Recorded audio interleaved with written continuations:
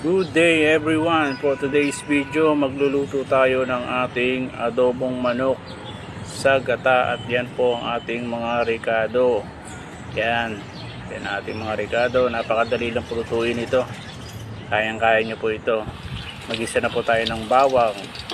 Pag golden brown na yung ating bawang, ilalagay na natin yung ating manok. Ayan, ilagay na natin yung ating manok.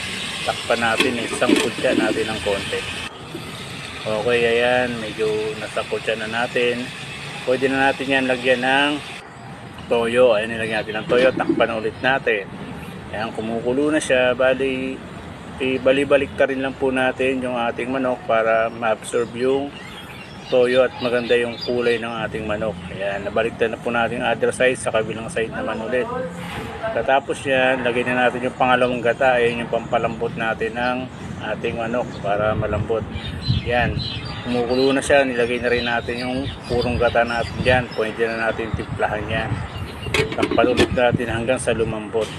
Ito, malambot na. Okay, maya maya guys, ito luto na to guys. Sa inyo na yan kung medyo papatuyuan mo.